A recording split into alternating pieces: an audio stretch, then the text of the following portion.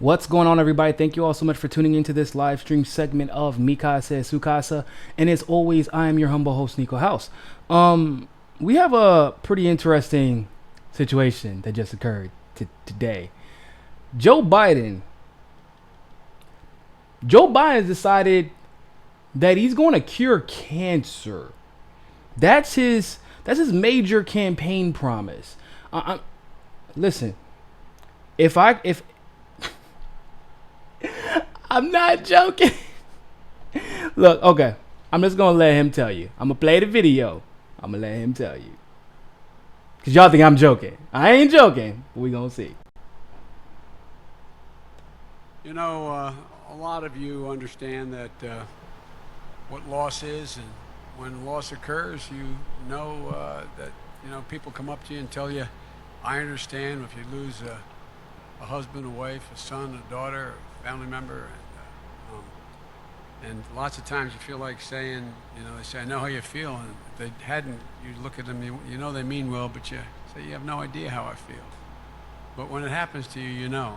That's why I've worked so hard in my career to make sure that I promise you, if I'm elected president, you're going to see the single most important thing that changes in America is we're going to cure cancer.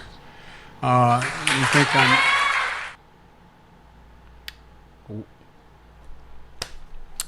You know what? Fine, Biden. Fine. Whatever. I guess we don't even take running for president seriously anymore. You're not going to take it seriously. I'm not going to take it seriously. Let's just say screw it. Let's just all, I don't know, run a Trump campaign. We can all just hang out from behind our Twitter accounts and troll each other and say, you're going to cure cancer? That's cool. Well, I'm going to end world hunger tomorrow. If you subscribe to my channel right now, if we hit 1 million subscribers tonight, I will end world hunger tomorrow. And if we hit 10 million, then I will personally get into my Honda Civic, fly into space, and discover life anew on another planet. Since we're just going to make outlandish campaign promises that, for one, I mean, let's just be honest, like, Biden, you don't have the fucking power to cure cancer. You don't have that power. What are you talking about? That's the first problem, right? First problem. Second of all, Biden. You know how many people have cancer or get cancer every year? It's like 1.6 million. Yeah, it's 1.6 million people get cancer every year. Out of those 1.6 million, 600,000 die. This is it's something that could be preventable, Biden. Because, well, let's be honest. Cancer makes your farmer buddies a lot of money. And by 2020, the cost of cancer treatment is supposed to skyrocket to 174 million. Now, what do you believe the Biden and Obama administration did to solve for that issue? You might be able to round the two. Dot your T's, cross your I's, look around the corner, play peekaboo, and once you peek and then boo, you're going to find out that there won't shit there. Literally, they did nothing. They have done nothing. Doesn't matter how you do the math. Doesn't matter how you want to. It doesn't matter how you want to try to rhetorically dance around the truth, Biden, by promising like you're going to cure cancer. The truth of the matter is, you and Obama had an opportunity to do a lot about cancer treatments at the bare minimum, and you wouldn't even do that.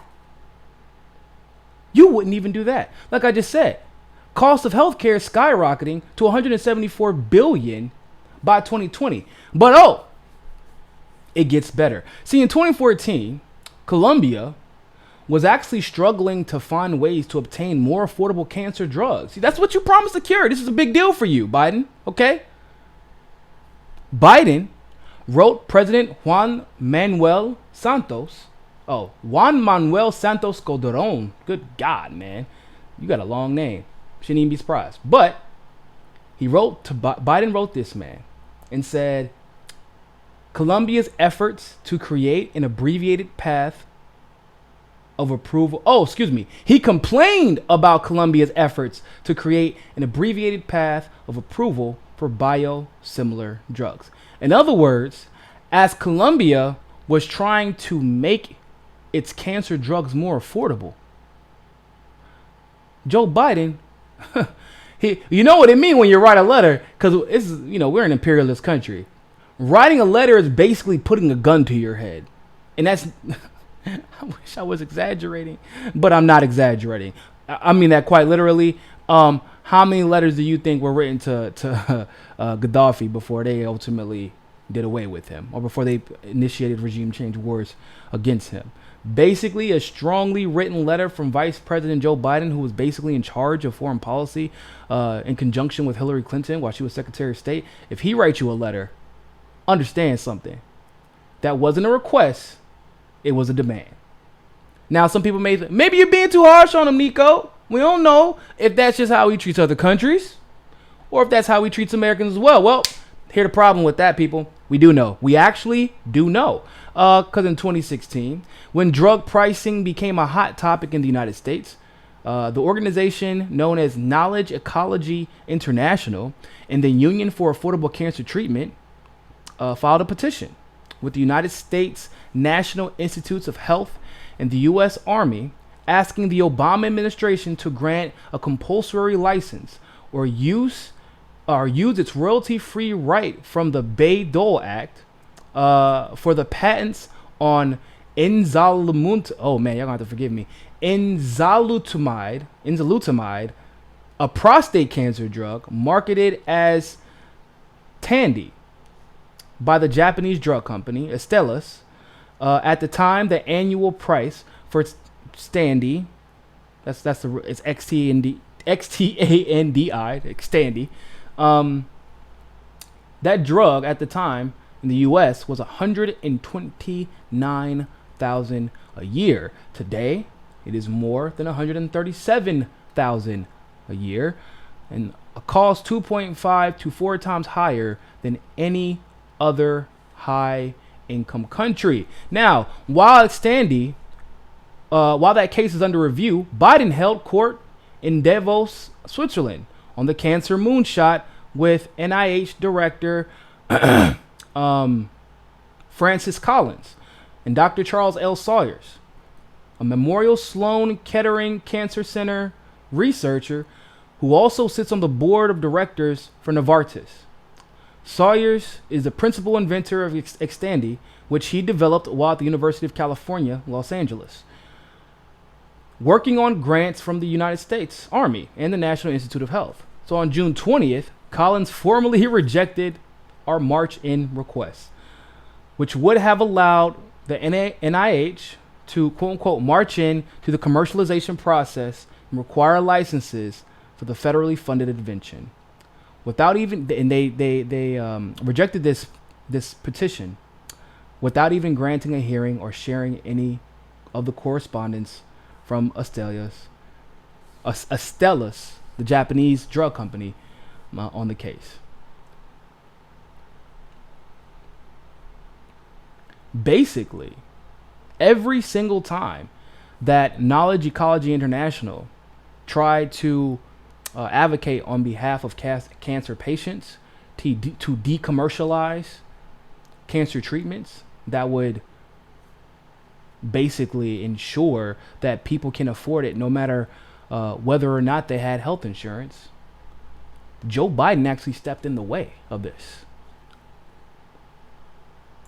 Wow.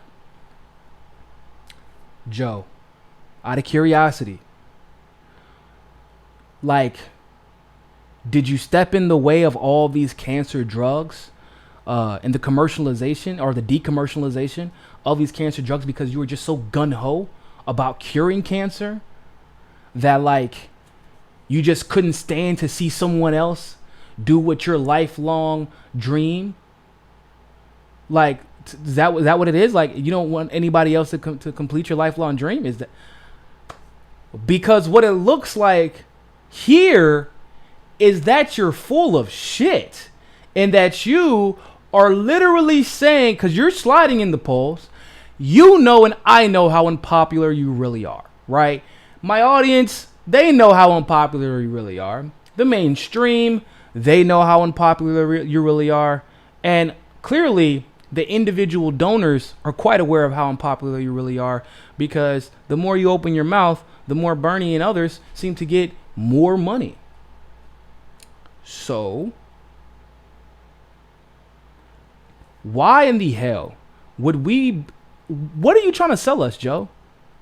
You have historically leveraged your power and authority to literally like squash any opportunity poor people have to fight cancer. Like, that's if you had an opportunity to squash it, you did it. You did it in Colombia, you did it in India, you did it here multiple times. Biden's high-profile work on cancer, motivated by the death of his son Beau from brain cancer in 2015, helped him create the Biden Cancer Initiative with his wife Jill. To lead the organization, he picked Greg Simon, a former senior vice president for Pfizer, who had served on the executive board of the White House Cancer Moonshot Task Force. Simon, who has previously been treated for chronic lymphocytic leukemia, has a long history of working in government investments in the drug industry, and was founding president of Faster Cures, a charity that included several drug partners. This is Biden's second cancer charity. The first was Biden's breast cancer health initiative, which was supported by AstraZeneca, a giant Swedish-owned company that sold drugs for breast cancer. One of his sons, Hunter, once worked as a drug company lobbyist. As Biden has had endless opportunities to propose measures to deal with high drug prices, as Vice President, Biden had numerous opportunities to deal with high drug prices. But when pressed about the issue, he framed it in terms of the amount of insurance coverage people would have rather than the excessive nature of drug prices. $174 billion, Biden. How many people are covered now? Out of curiosity. How many people have lost coverage under Obamacare? How many people have lost coverage under Trump care? Don't you think those people are a little bit concerned about how much those drugs are at this point? It's great and all that you want to cure cancer, bro. It's all good. We appreciate the gesture, I guess. But how about we take care of the people who can't afford cancer care right now? If you don't mind. If that's not too tall of an order, Biden. I know you're already set and gun-ho and ready to cure cancer, but how about we take care of the patients right now who have cancer by ensuring that they have Medicare for all, which is a policy that you're adamantly against. Wonder if it has anything to do with that pharma money that you're taking. But that's a different discussion for a different day. Thank you all so much for tuning into that live stream segment of Niko House Joe Biden. Remember, you can donate $5 to Patreon. And with that donation, if you suggest a topic, we will cover it. Just make sure you DM us on Patreon so I can get the message. And we'll take it from there. And if I've missed anybody's messages, DM me again. Let me know I missed it. And I'll go ahead and correct that for you. Other than that, thank you all so much for tuning in. And always remember, more than anything else, find your balance. Peace.